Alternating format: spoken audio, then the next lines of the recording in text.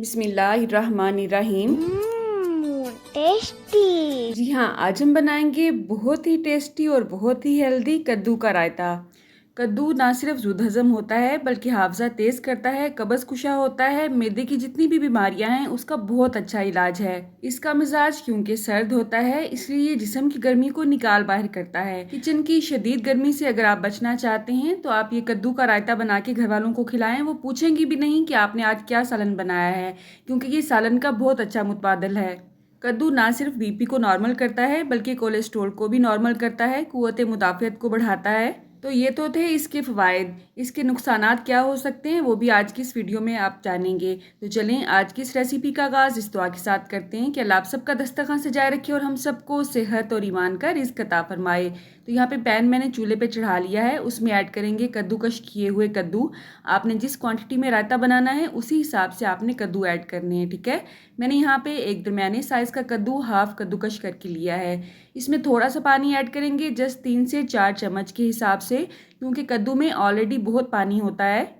इसे हमने हल्की आंच पे पकाना है, सिर्फ इसका कच्चापन ख़त्म हो जाए इसीलिए हमने इसमें थोड़ा सा पानी ऐड किया है। अगर आप दम वाली आंच पे बगैर पानी डाले भी इसे पकाएंगे तो भी ये बहुत जल्दी गल जाता है, क्योंकि हमने इसे कद्दूकश किया हुआ है।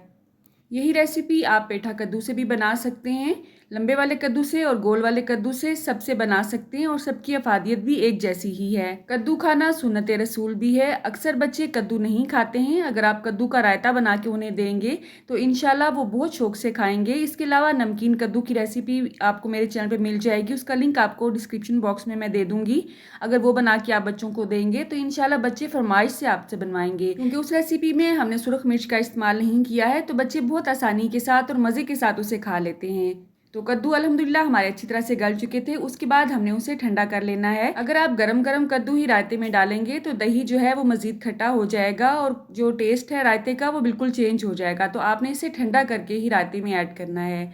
तो यहाँ पे कद्दू ठंडे हो चुके थे, उसे हमने बाउल में ऐड कर लिया है।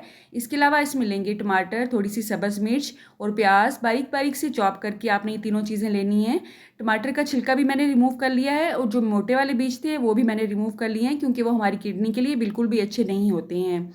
इसमें हमने ऐड करनी है काली मिर्च, टेस्ट के हिसाब से आपने ऐड करनी है, बहुत ज़्यादा मैं ऐड नहीं करूँगी क्योंकि इसमें हमने ऑलरेडी सब्ज़ मिर्च भी ऐड की है। सब्ज़ मिर्च भी मैदे के लिए बहुत अच्छी होती है।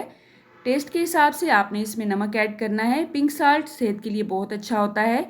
यहाँ पे मेरे पास फ्रीज़ की हुई सब्ज़ चटनी होती है, जिसमें हमने धनिया, पुदीना, थोड़ा सा लहसुन और सब्ज़ मिर्च ऐड करके ग्राइंड किया होता है। ये है घर का बना हुआ दही। अल्हम्दुलिल्लाह इसकी बहुत सी रेसिपीज़ मैं आपके साथ पहले भी शेयर कर चुकी हूँ। पिछले ही दिनों लस्सी की रेसिपी मैंने आपके साथ शेयर की थी, उसमें मैंने आपको बताया था कि गर्मी में आपने किस तरह से परफेक्ट दही को जमाना है।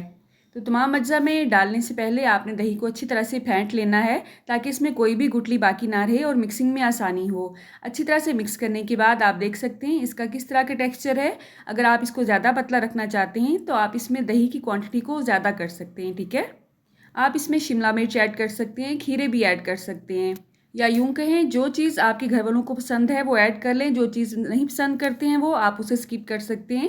इसका कोई भी रूल एंड रेगुलेशन नहीं है। तो अल्हम्दुलिल्लाह बगैर किसी मेहनत के झटपट से हमने ये रायता रेडी कर लिया है। आप इसे रोटी के साथ भी सर्व कर सकते हैं और चावलों के साथ भी सर्व कर सकते हैं। मेरे ख्याल में इसके बाद आपको सालन बनाने की ज़रूरत नहीं पड़ेगी, अगर आप हेल्दी खाना पसंद करते हैं।